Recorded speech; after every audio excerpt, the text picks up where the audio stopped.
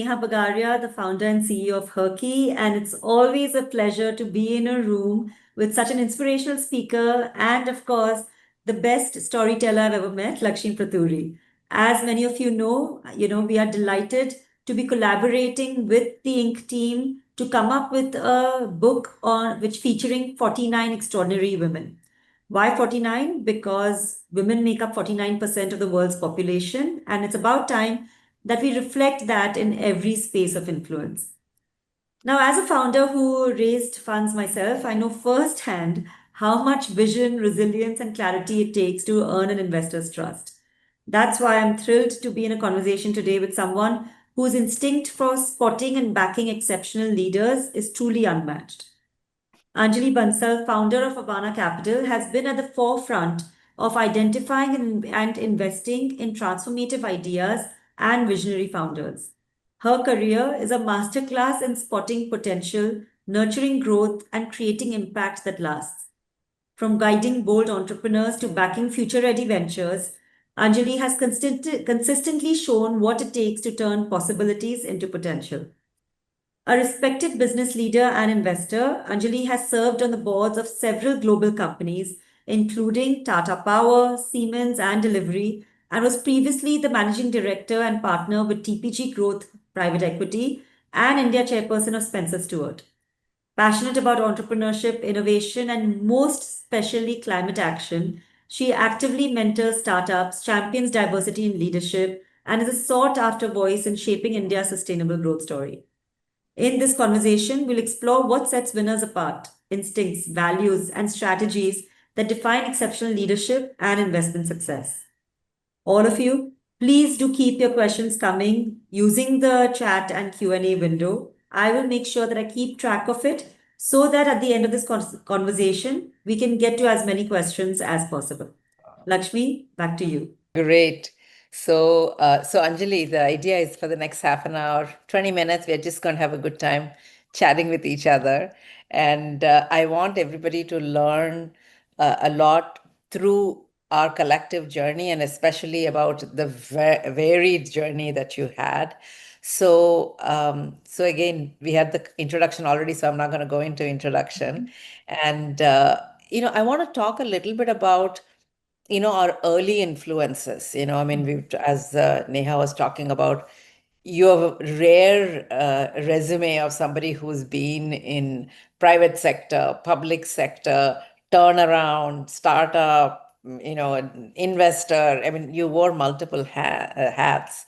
So your education, you grew up in Ahmedabad, you studied in India, you went to Columbia to do your master's. So that education and the exposure you had at that early age and an exposure to the best schools between India and US at a very early age, what influence did that have in the kind of jobs you chose or everything else that followed? So tell us a little bit about your uh, early to college education and your influences. Thank you, Lakshmi. Thank you, Neha. And welcome to everyone who's on this session. It's a pleasure really to be here and have this conversation with my very dear friend, Lakshmi. So that itself to me is a privilege indeed today. Yes. I think I was very fortunate in multiple ways. So many, we take credit for many of our achievements, whereas actually credit may not lie with us. It starts with good fortune. I was born into a family that valued education, public service, and particularly very oriented towards doing good, but doing good with excellence. Growing up in Ahmedabad was again I would say, fluke of fate. Ahmedabad, Gujarat, those days continues to be a very, very progressive state, very safe.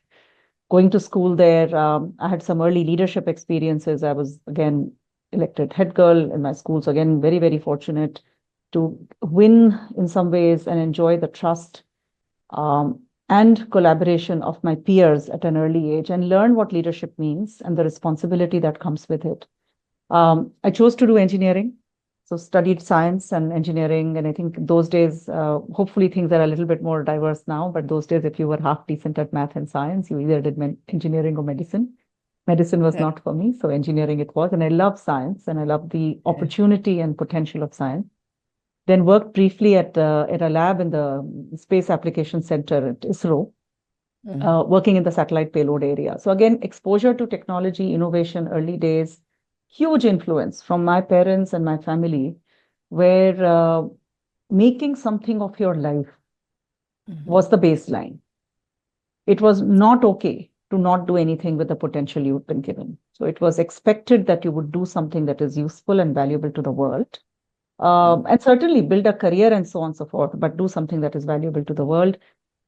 My father, my parents, my extended family, the motto always was, karmanya adhikare vaste. So that is my father's sort of thing that he taught us, that do the best you can to the potential you've been gifted. It's not what you've earned yet, the potential you've been gifted. So do the best you can and leave the outcome to, don't focus so much on the outcome really. Do the best you can. Yeah. And I think that, carried with you. You took a job in McKinsey, and I think that's where you met Sandeep, your husband, also. And you both were you were one of the early people to come back to Right. India also. So you came back in 2000 or so. So and at that time it was not that popular to come Right. back. So what were you both thinking when you decided to come back here? So both of us had been out of India for a few years by that time. This is Right. sort of 2000. Yeah. And we were both very keen to come and do work in India, both work in India and live in India. See, again, Janma Bhumi is not something you choose, but your Yeah. Karma Bhumi can be your choice. Yeah. And we have a very privileged, enjoyed the wonderful education for me in India and the US, for him mostly in the US. But we were very clear that we wanted to come back to India. So 2000 is when the opportunity, things confluenced and we came back. You are right, Lakshmi, it was not an obvious choice to make then. Not too many people Yeah. were coming back. But in hindsight, I'm so glad we did, right? And it's all worked out. We knew that there will be post-liberalization. India will offer opportunities to contribute. See, you can build a career anywhere. And if you're hardworking and you're somewhat blessed, and you'll build a good career anywhere. But we knew we could contribute a lot more in our country, in India, being back here. So your gearing is significantly better. So if we turned the wheel a little bit, we could move it a lot more. We could move the system a lot more. That's how it played out. Sandeep set up one of the first early venture funds in India at that time. He saw the need for private capital. I had, again, the unique opportunity to work with some of the iconic companies and business leaders. As an advisor, I was still with McKinsey at that time and worked across financial services, industrial. So with some of the iconic groups today, right? Kotak, so getting to work with some of the founders, promoters, amazing leaders across Mr. Ratan Tata, Anand Mahindra with Uday Kotak and so on. And over the years, we all grew together in business in some ways. Yeah. And also, I think, before I want to spend a lot of this conversation around what's happening in the technology field here. Before I come there, the one question I want to ask you is that in 2005, you have a couple of toddlers, and then you decide to take on Spencer Stewart. You kind of, even though it's a large company, it's their entry into India. So you're an entrepreneur now. And so, I mean, one of the things people always talk about is balance, how do we manage it? And you have two kids, and it's a high pressure job to lead Spencer Stewart in India. It's not just like coasting kind of a job.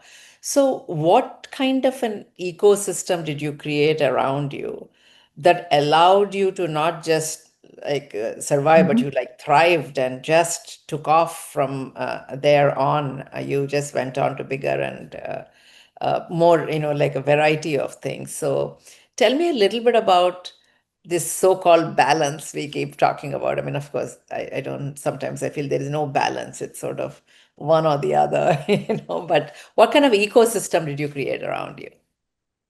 So balance is an interesting one, right? I actually believe in balance because all of us we are whole people, WHOLE, right? You're whole, as an individual, you're not this or that, you're all of it together. So Right. hence I believe in balance. I do not believe in work-life balance. I really don't know what that is, because you have to Right. make it work for each Yeah. individual situation, what works for you and in your Mm-hmm. context. Um, Mm-hmm. what is fundamental though, if you have a drive and a desire to do, then just like we organize our teams in the workplace, we have to organize our teams in the home place. Yeah. Needless to say, for women particularly, I think one of the most important career decisions you ever make is, and sometimes it's a bit of a lottery, really, is your choice of spouse. And I was very Yes. fortunate in Yeah. that. Yeah. Um, Yeah. I would love to be in a time when this question is either not asked or it is asked Yeah. equally of men and women, of Correct. how Correct. did you Yeah. manage? You manage Absolutely. by building a great home team, by Yeah. enlisting and organizing and recruiting, if you will, Mm-hmm. support for yourself. And most importantly, believing in yourself that you can do it. If you believe Mm-hmm. you can do it, it will get done.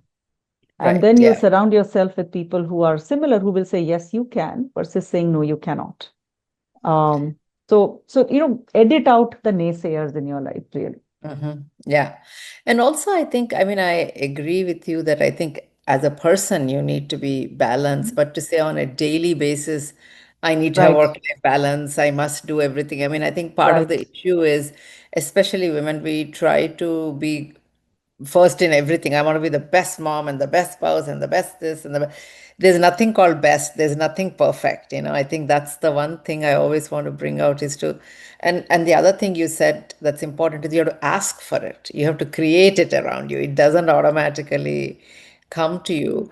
And I agree with you. It'll be wonderful to be at a time when women are not making these choices to give up. And, we are not looking at the top management and have only 5 to 10% women. I mean, I really hope we get to a place where this is an Right. irrelevant question.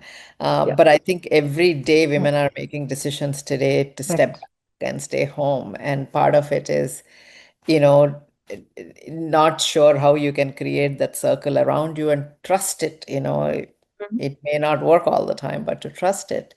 Now, with that, If I may add to yeah, that, Lakshmi, I sure, think sure, it's also a sure. matter of, it is not a solo decision. Yes, Parenting requires two people. It is not mhm, a solo sport. right. Yeah. So, whether Or you maybe say, a whole village, even, not yeah, just it does village. require a whole village, but it requires Yeah, two people to activate the correct, whole village versus one person trying to correct. activate the village on her own. So it is at least a doubles game. It is not a single solo game. Yeah, That's one. And two is, again, organizing yourself. And there are trade-offs to be made. It's never going yeah, to be perfect. Perfect is the enemy of good in some ways, right? So correct. what is a perfect wife, daughter, mother, and so on? We women define ourselves in these roles, but you Yeah. first have to be the best you. If Yep. you are the best you, then you will bring the best you to every relationship and every role that you play. And the Yeah. best you is a combination. It's not a Mm, unidimensional you. So right. I think those Yeah, things were, and I know plenty of men who have made difficult trade-offs, right? They spend time away correct. from their families and so on. So it's not, never going to be a straightforward, Mm-hmm. because you are female, you will hence get to spend more time at home. There will be Mm-hmm. trade-offs. You will spend time away from home, but you will also make Mm, sure your children are well cared for, you have a yeah. great relationship, and you are a holistic you. I mean, when you talk about men, long time ago, when I interviewed Andy Grove, he said that, when the kids were growing up, I had no idea about anything. And, Mhm. and Karen, I mean, his wife took care of everything, Right. whether it's the children's school, whatever it is. He says, now I look back and I wish I spent more time, with the children. So everybody is paying a price. It's not just like men Mhm. have it easy Right. either, Right. they're giving up on a lot of things. So I Right. think there's no perfection. There's choices, and you just make the most out of it. So with that, I want to come to what you're doing now, which is the most exciting part, which is the culmination of everything you've done, and kind of you Right. yourself said with Avana that this is a full circle, like it's sort of Right. consulting, large company, and I mean, not to mention, Mm. you also were a non-executive chairperson of Dana Bank to turn it around. You did Mm. public sector, you work a lot in the organizations, and I'll come back to that in a second. But with all this, and we both spent a lot of time when you were in the transition period of what Right. do I do next kind of a thing. Right. So Right. what was the journey, tell me, that made you come to the focus of Havana Right. Capital? Again, it was way ahead of its time in terms of climate tech or environment or anything like that. So what was that journey? And you've always been someone who enrolled your mentors, whether it was Deepak Parekh or Adil Zainul Bhai or Uday Kotak, whoever, you always Or Lakshmi enrolled, Pratury. or Lakshmi Pratury. Yeah, we spent a lot of time at that time. Just having these conversations with people to keep moving Right. toward. It's not like you wake up one day Right. and the flash idea comes. But tell me a little bit of that journey and how you kind of said, this is what I want to do, which, I mean, you reinvented and then it's already reinventing itself again. So, but tell me a little bit about the arrival at Havana Right. Capital. So, trust Lakshmi to remember, of course. Yes. So Havana is a culmination of many experiences and a deep desire to make a contribution, to make a difference, and in a way that is scaled, so large impact. So our theory of change is to create impact at scale. You need technology as a game changer, that is the disruptor innovator. You need capital. And we have chosen the path of capital investing as our channel for change. But technology and innovation, when applied to large problems, leads to large outcomes, both impact outcomes as well as financial return outcomes. You mentioned, Lakshmi, you started your career at Intel with Andy Grove and so on. And the invention, the innovation of Intel and its continuing innovation has obviously created a very, very valuable company, but has been transformational for human life, human civilization, the way we work, the way we interact. So that's how Havana happened. I had just come out of TPG, and after TPG, I was chairperson of Dena Bank, had worked closely with the government, seen scale at a different scale. Only government can do population scale stuff, right? So you've seen that kind of scale. And learning how to work inside the system to be a change agent. So Havana came out of that. We said, let's take, and one of the other things I have done previously in life is I started working in microfinance back in 1995 in the US, and then chaired the board of Women's World Banking here in India. So I had seen the microfinance journey of innovation leading to both financial and commercial scaled outcomes, and hence impact at scale. So Havana, we said, let's take technology innovation, apply it to big problems, and see what you can do with speed and scale, and get to big outcomes. So impact at scale, but in a commercial model with private capital, and an ecosystem approach is what we have built. So the first initial problems that we have started to look at are those around energy transition, core innovation in biotech, applied materials, and food and agriculture. So these are sort of in some ways, very fundamental part of the economy of our market. So energy security, supply chain security, and food security. So big part of our economy, but also big part of impact creation, livelihood, jobs, and so on and so forth.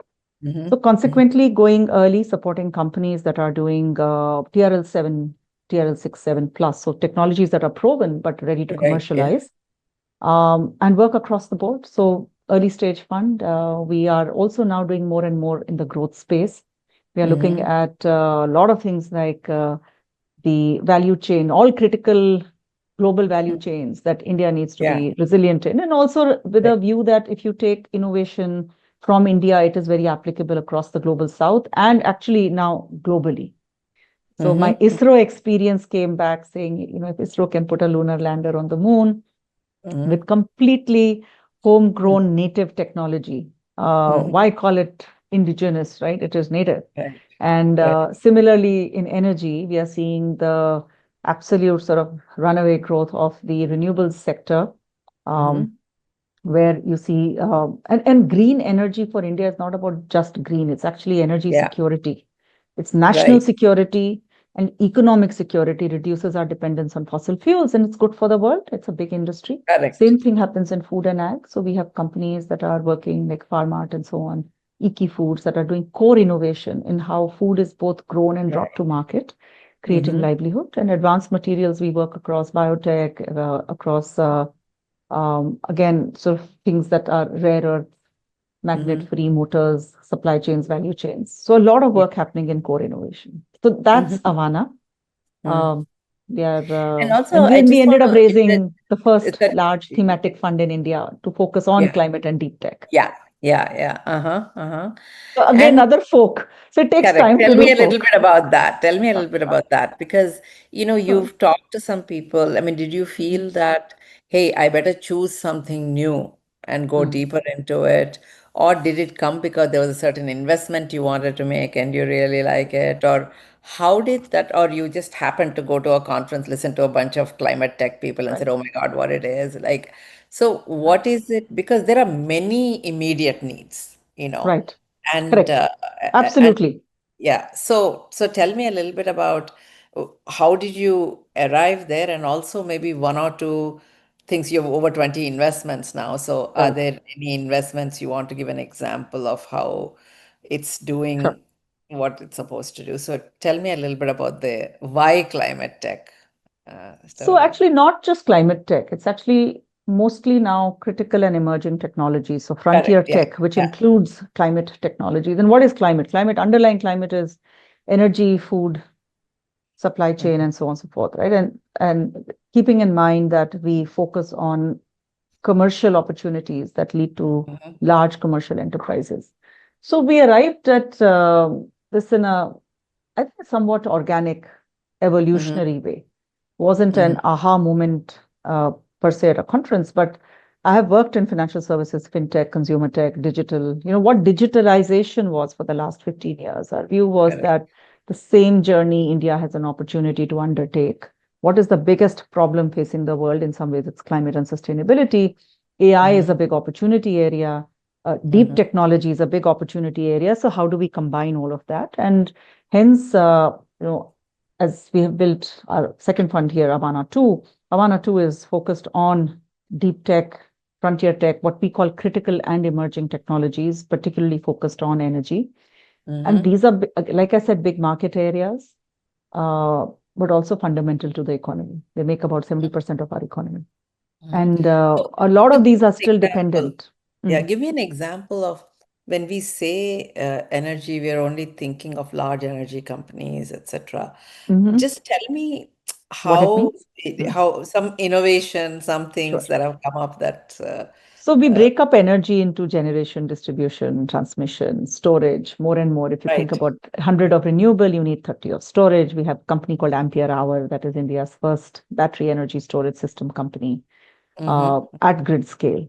We need off-grid solutions, digital grid management. So as power needs increase and as India goes, so I think fundamental, let me ask me what was fundamental. Fundamental is as India goes through our economic and social growth progress over the next 20, 25 years, the 3.5, 4 trillion to 10 trillion journey, and maybe more, maybe 30 trillion journey, will require us to consume more energy, to make better use of our land, to produce more resilient crops, ensure food security, and create supply chain resilience and supply chain security for all our large industries, not just energy, but could be automotive, could be chemicals, could be new materials and advanced materials and so on. At the same time, building our economic growth journey in a way that is also inclusive and sustainable. So it has to be affordable technology, accessible technology. So in the context of energy, it means grid solutions, off-grid energy, energy access, storage, new chemistries, batteries, and new materials that lead to either better energy generation, more efficient. So fundamentally, it's efficient, cheap, most reliable energy that you can get, the energy mix for India. Similarly, in food, we have now seen that both a combination of climatic conditions, but also depletion of soil, water, and recognition of the microplastics that are now kind of pervasive in our environment, we have to find better ways of growing food that are resilient to both supply chain shocks and climate shocks, are affordable, and can take India through our continuing nutrition journey in some ways. Mhm. Interestingly, we are finding a lot of these solutions that are scaling here. So we have a company called INKWomen and Pharmat in Right. Yeah. the Yeah. food space. We have Egos in the food space. Mhm. Um, whatever works in India, there is demand for it in Africa and Southeast Asia as well. We have a Mhm. company called Kazam on the mobility and supply chain side. So Kazam is now Mhm. the largest energy gateway, started with mobility, but now, frankly, the largest gateway for new energy. They're Mhm. already operating in Southeast Asia. Ampere Hour is going into Africa.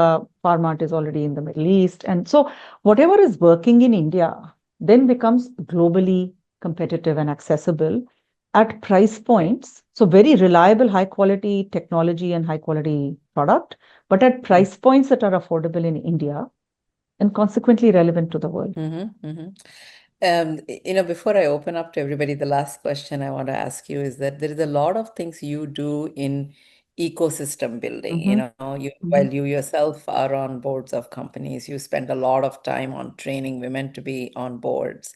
And the other thing you mentioned is the scale at which the government operates. Like just the other day we were at Bangalore Tech Summit event, Right. and the way the government talks about money is like somebody said, hey, we should do a fund. So immediately Priyanka gets was okay, I'll give 100 crores if nine Right. other companies gives 100 crores. Right. And Right. I mean, it's like the Right. scale at which the government thinks is huge. And as an entrepreneur or as a person who's out making an impact, how much of being familiar with what's happening in the government, that we have a marked divide between private and Right. public enterprise a lot of times.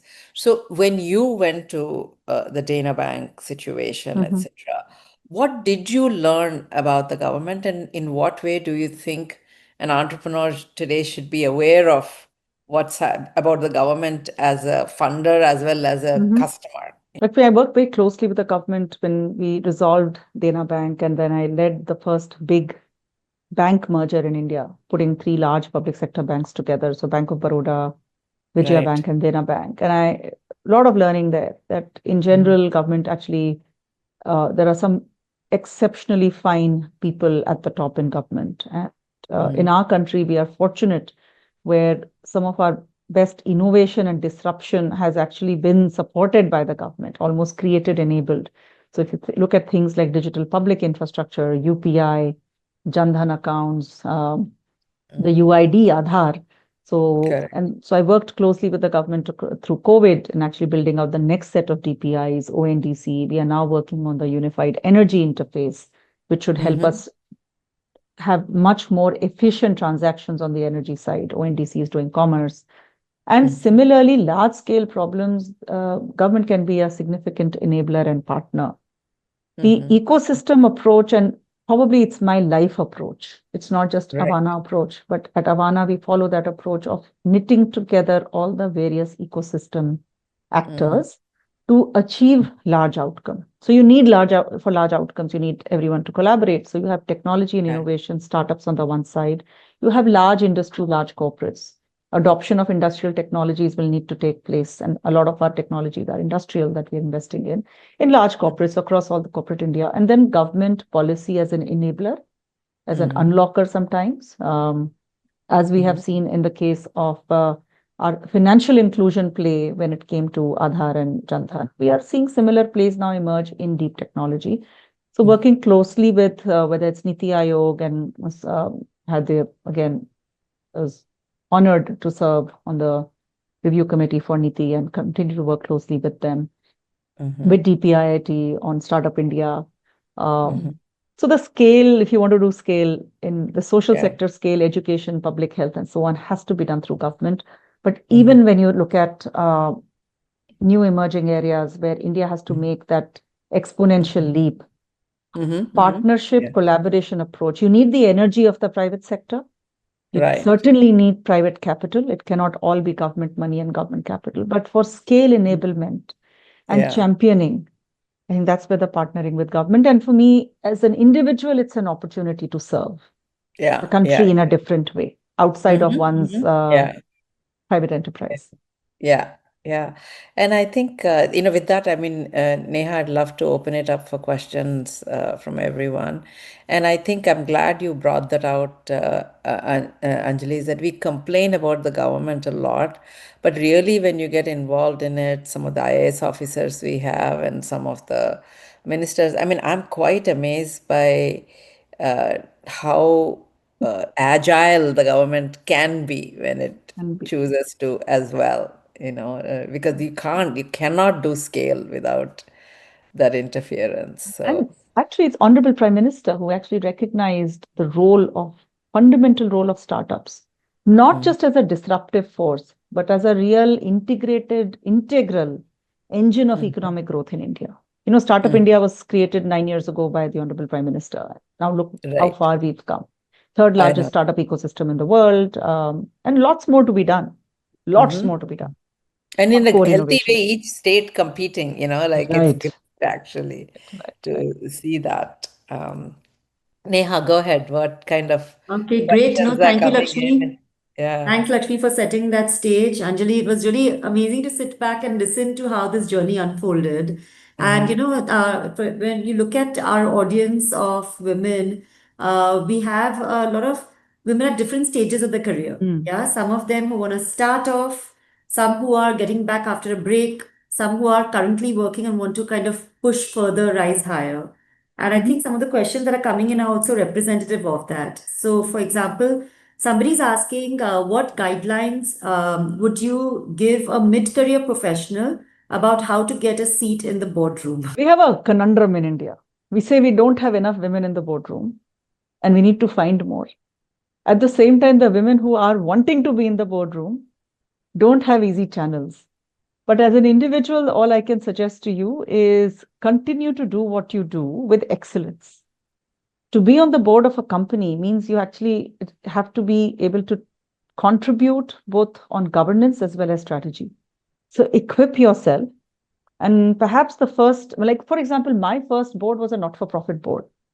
Way back, I want to say probably like 20 years ago, my first board was a not for profit board. It was Women's World Banking. It was an area I was very passionate about, which was microfinance, inclusion, supporting poor women, because we used to make loans to poor women for livelihood. So I picked what I was passionate about: livelihood, um, self determination, economic empowerment, and I chose then as a board member to contribute there. So boards is a way of contribution and of doing good work. So pick an area you're interested in. If you're mid-career, nothing prevents you from contributing to a cause, but not by writing a check, but actually giving your time and energy. Yeah. Giving money is the easy one. Giving your Yeah. time and energy is the hard one. And also, Fantastic. I think Yeah. while you are in a board like a Tata Power, etc., there's Mm. nothing wrong in starting with being on the board of a smaller company, and Absolutely. learn the ropes, etc. Because I think, again, Anjali, in your case, when you've been through a public sector company, McKinsey, like large companies, you Right. understand governance in a very different way than somebody who may Mm-hmm. have been a startup and is a mid-career. So there's a lot Right. you learn. So you could pick a very good small Mm-hmm. company and say, hey, let me be on the board or a board observer or a board of advisors or some way Right. to get engaged. And because one thing I do want to say is that, especially in India, being on the board comes with a lot of legal Mm-hmm. responsibility also. So you really, really need to understand what you're signing up for. And um, it's possible, but a lot of So it's work a needs to special be. group. So I It's will a share special. my board framework. So it's a Yeah, special group, this one. Neha, yeah, your group at Herky. So I'll share my board framework, which is the learning, returning, earning framework. yeah. Where can I learn? Where can Mm-hmm, I return, as in pay back and contribute to the mm-hmm, discussion? And then your earning can be a financial learning. Boards don't pay much, so don't do it for that. It could be prestige, could be network, could be further learning. mm-hmm. So think about what works for you. And what Lakshmi said is absolutely spot on. Be extremely selective. Please Yeah, index on governance when you take on an independent director responsibility. But could be a mm, not-for-profit, could be a mid-sized company, could be a startup. yeah, Yeah, yeah. and No, this contribute. is amazing, Anjali. I think that's a good mantra for life, actually. Learning, returning, and earning. Yeah. I'm going to keep that in mind. Okay, we have some questions from women who seem to be entrepreneurs. Yeah. And one of them is around, do you think women founders are judged differently by investors? And if so, how can one navigate that? I would love to give the politically correct response and say no, no, no difference. Of course, there is a difference. It's the same difference First of you all, we see need in to have more women investors, so then some part of it is taken care of. So, hopefully, right? yeah, right. Yeah. So, no, listen, the same bias that exists in most forms of commercial enterprises. I have to say, I've seen less bias in government Yeah. because whether you look at PSUs and you look at government, you see a lot of women in senior roles, including at the very, very top in our government. Our Honorable FM, and she's been defense minister before that as well. But coming back to corporate industry and startups, I feel startups and the investing ecosystem, we are where corporates were probably 25, 30 years ago, where we have a lot of ground to cover. Bias is real, it exists, and women, but you have to look at it from the investor's point of view. They will worry whether she will stay the course or she will drop out because of, all the other things that we are familiar with. Correct. Family, children, domestic responsibilities.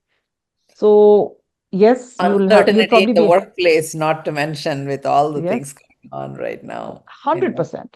So both sides have to play a role. As investors, we have to overcome inherent bias if there is any, and some of us don't have that bias, thankfully. Just being gender blind, our portfolio is about 30-35% female. We have some amazing kick-ass women founders. We have Kajal Shah from Dreamfly. She's building drone batteries. We have Shirali from Greengrahi. She's actually the scientist on the team as the co-founder, building out animal protein and bioprotein, biofertilizers, right? And we have several others in our portfolio as well. So we have Garima, who is co-founder of Enlight. She's building the first Indian AI-based management system for built environment, right? So start with belief, self-belief. You will get asked more questions potentially. There will be more skepticism around whether she will stay the journey or not. And then I will also say this, in our community of women, and I say all of us together, we have to demonstrate that we will stay the journey. You cannot then drop out. If you've taken capital, then you cannot be dropping out. In fact, you shouldn't drop out, period. Absolutely. Don't drop out in life.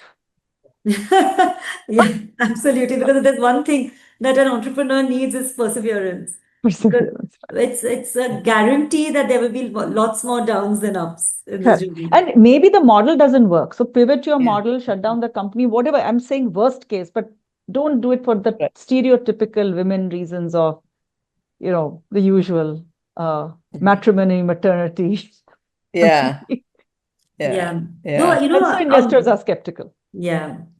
Though there are so many, femtech as an industry is coming up so much because there are so many underserved needs of women, which sometimes it takes a woman to realize what is underserved, which is also very True, interesting. Neha, but if you look at feminine health or femtech, as it were, we saw a lot of capital go into that space, but not too much return coming out of it. And unfortunately, as we have learned, is women spend very little on themselves and their own skilling and improvement. The board question, I would actually push it further and say, invest in yourself, in your own learning, skilling, and invest real money. Yes. Like take courses, go attend programs, pay to be part of networks. And women don't do that. Men do, women seldom do. And similarly, when it comes to women's health, we find that spend is actually very, very much down on the totem pole. Women don't spend on their own health. And hence, femtech, when it comes to consumer product, tends to do better than when it comes to health product. So just something to think about. We don't mind spending on beauty, but not so much on it seems to be. That's what the data says. I would love to show it, to show something else. Yes. But there's a lot I do want to. Sorry, go ahead. Yeah, go ahead. No, there's a lot about exposure and nature and upbringing and all of that, like expectations of society from women, which hopefully is absolutely changing. No, and also a lot of times I feel women put their hand up before they need to, like you assume I'm the only one who can come to the rescue. And also, I do want to underscore one thing that we've been talking about is that you have to want it. Nothing comes on a platter to Right. anybody, men, women, doesn't matter who. You should want it, and you have to be out there and saying, "This is what I want." And if you ask 10 times, maybe half the times you get it. But unless you ask and be very clear what you want to be, and it can change every 2 years, that can change. I mean, actually, both Anjali and I are great examples of changing all the time. But it's I think it's extremely important for women to say, I want this and I'm going to Right. create this, and not feel selfish about it. And we have a very hard time using the word like I want this. It's very hard. And I think you have to force yourself to say that, because we know you'll take care of everyone.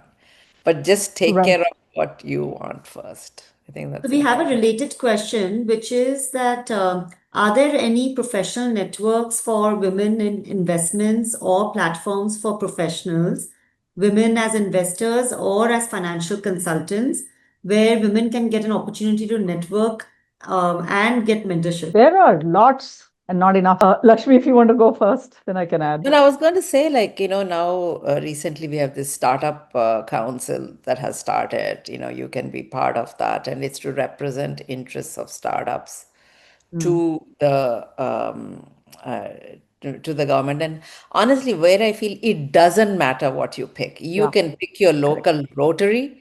You can pick, be part of a Thai, or you can say, I want Right. to learn how to tell my story. It doesn't matter what you pick. There is nothing like this is the perfect organization. If you go there, like your steps are all figured out. There's no such thing for anybody. But I think, like, just 2 days ago, I met someone from Rotary here in Rotary Midtown in Bangalore, and I was amazed at the number of things they're doing, the kind of people who are part of that. So I think, I mean, you can pick your local, music sabha, you will meet interesting people. The key is pick something that interests you truly, where you can contribute and go all out to make that a success. It's not that you have to join a professional organization, you have to join an IEEE or join anything, but take it seriously. It is the muscle that you're going to develop to utilize a third network, I mean, a third area, not home, not work, but like a third space to further you. So I mean, in US, it's amazing to see, like, people who are on the boards of the opera, people who are on the boards of symphonies, people who are on the boards of theater. I mean, the biggest business people get together there. So Right. there isn't one formula. Pick a subject that really interests you outside your area and go all out. My only suggestion is, don't make it transactional. It's not like, now I'm part of this group and why did I not become a VP? Like, there's no such thing, you know. So I was just going to say, it almost doesn't matter which group. Well, Anjali. I'll pick up on what Lakshmi was saying. And I think what you said at the end, Lakshmi, is so important. Invest, as I said earlier, invest in yourself, your skilling, your improvement, but invest in relationships. Correct. Yeah. Yeah. And relationships can also be professional relationships, but not transactional. So you're not saying, hey, I'm going to attend this event, I'm going to collect 20 business cards. That's not a relationship. That's not even a network, Correct. frankly. It's a Yeah. set of business cards. When you bring something into the room, when you bring something to the party, you get more out of it. So contributing, at least for me, that's been my approach and continue, and it's working. So I'm not going to change that. Is give more Yeah. before you expect to receive. And when you give, it's like depositing into an account, you'll be able to withdraw. And it'll come Yeah. back to you from places and people and in ways that you had not Totally actually unexpected, expected. actually. Yeah. Absolutely. Yeah. Yeah. Specific networks, if you're looking at, I think as an entrepreneur, TIE is a great place to start for people in investing, IBCA. for folks who want to work in. There's a women entrepreneurs group, which I'm sure, Neha, you are familiar with.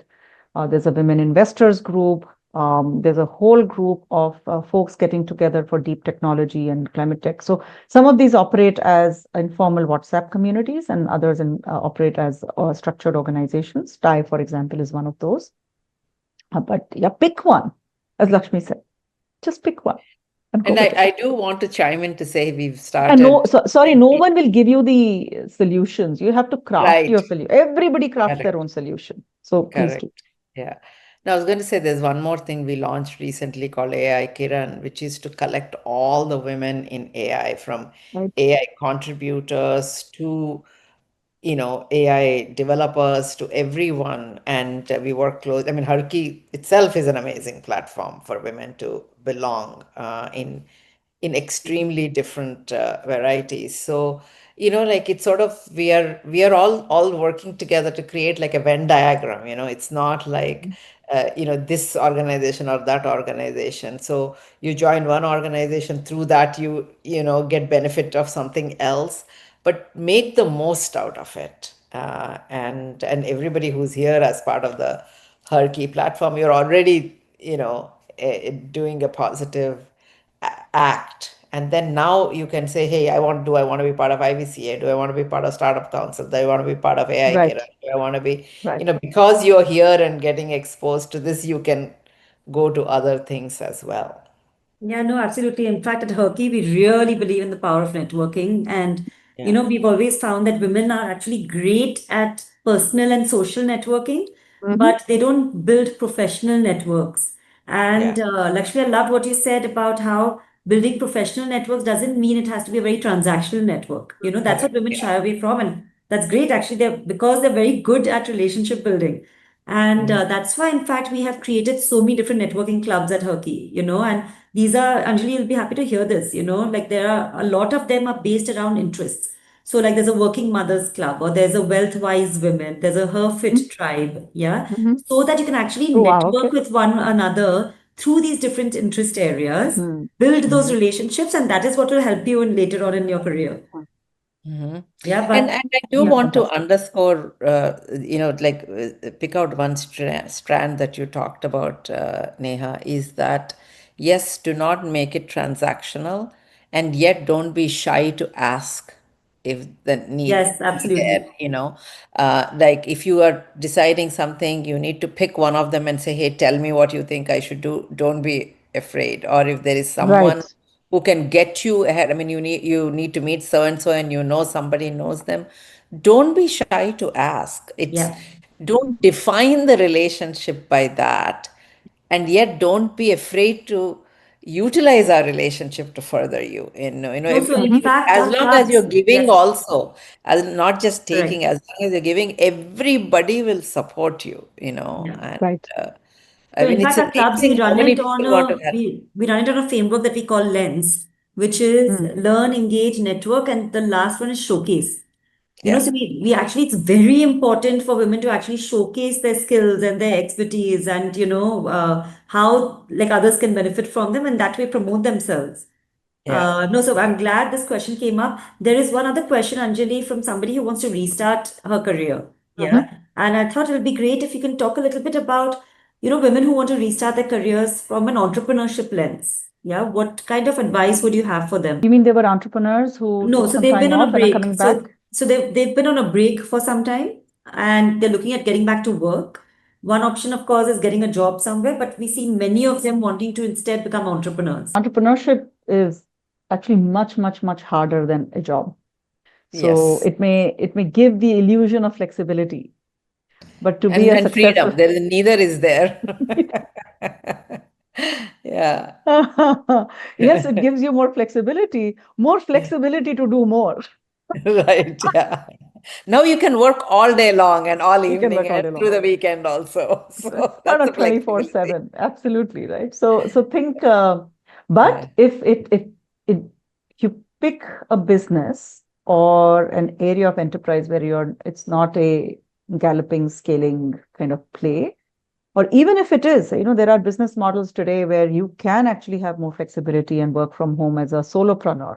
A lot of folks become then solo entrepreneurs. And, 10 years ago, there was no influencer ecosystem. Today there is, although you have to work jolly hard for that also.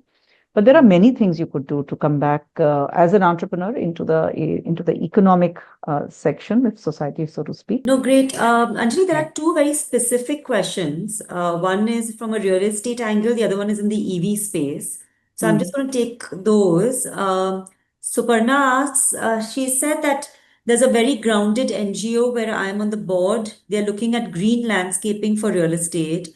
What do you think works for this model? How do you feel this can be scaled through government channels? And do you feel that real estate should figure on the priority list for India's ecosystem development? I don't know if you have any thoughts on this. The last one, absolutely. Built environment is a core part of sort of economic growth. 80% of India's infrastructure that is in our national infrastructure plan for 2047 for Viksit Bharat is yet to be built. So there will be a lot of new environment building, whether it's commercial, residential, infrastructure, roads, sports, bridges, airports, all of that. So yes, it's absolutely core to our economic growth journey. Big opportunity there. Whether it's a good business, not good business, please sign up for the next Avana office hours, and then I'm sure someone can give you more detailed input than we can do on this call. Yeah. But Can fundamentally, just think about. Can you tell everybody about this Avana office hours? Because yeah, we're getting Sure. very specific questions coming in. Yes. Yeah. So we do office hours every couple of months, and we do them both in person and hybrid mode. So if you are in Mumbai, Delhi, Bangalore, and sometimes we do this in Chennai with IIT Madras as well, you're most welcome to join in person. If otherwise, do it on a hybrid mode. Please watch the Avana LinkedIn channel for postings around the office hours. And those are not pitching discussions. It's not investment decision making for the Avana team. It's really genuinely our give back to the startup ecosystem to provide just exactly responses to the kind of questions, some advice, how to think about a business model, how to think about fundraising, how to think about co-founders. I find women often start up as solo founders, whereas I think your probability of success is significantly exponentially enhanced if you have co-founders. Emotionally. Emotionally, you have much more likely to succeed with co-founders than so. Of course, everything can be done. There are exceptions to every rule. So, short answer again is please check out Avana office hours for green landscaping. Is there a real business here? Please look into that. How much are companies spending on landscaping? Will they spend more or less on green? And what does green mean? I thought all landscaping was green. Yeah. So, no, what Anjali, is this it is really? amazing. I'm definitely going to be connecting with you to see if we can offer office hours to our women entrepreneurs as well. Happy to. That Happy would to. be We do great. happy That'd to be do that. We amazing. can do a special session if it, as it were. And my colleagues should not kill me for making commitments without checking with them.